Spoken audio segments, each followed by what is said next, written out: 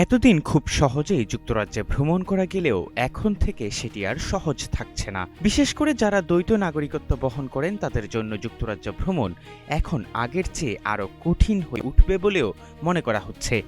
সম্প্রতি ব্রিটিশ সরকারের এক নতুন সিদ্ধান্তের কারণে এমন পরিস্থিতি তৈরি হয়েছে, যার আওতায় আসবে কয়েক ডজন দেশের নাগরিক।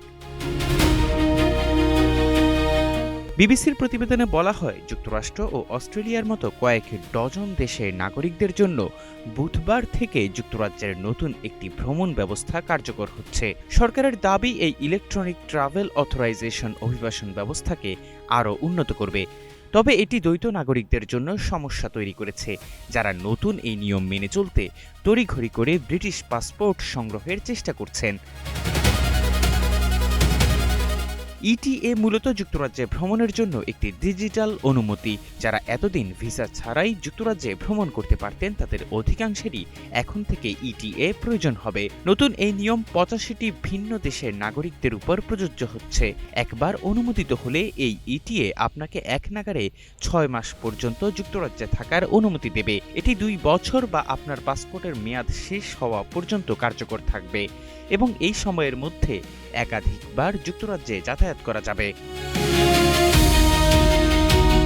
দীর্ঘমেয়াদী সফর, কাজ বা দীর্ঘমেয়াদী পড়াশোনার জন্য আগের মতোই ভিসার প্রয়োজন হবে। অন্যদিকে যাদের যুক্তরাজ্যে ভ্রমণের জন্য সাধারণত ভিসার প্রয়োজন হয় তাদের ভিসা নিতেই হবে।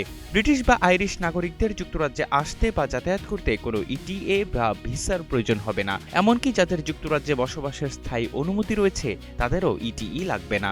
বর্তমানে ইটিএ আবেদনের জন্য ১৬ পাউন্ড খরচ হবে, তবে ভবিষ্যতে এই ফি বাড়িয়ে ২০ পাউন্ড করার পরিকল্পনা সরকারের রয়েছে। ইটিএ ব্যবস্থা চালুর ফলে সবচেয়ে বেশি সমস্যায় পড়েছেন দ্বৈত নাগরিকরা, যাদের একই সঙ্গে যুক্তরাজ্যের এবং অন্য কোনো দেশের নাগরিকত্ব রয়েছে। কারণ ইটিএ তারা পেতে পারেন না।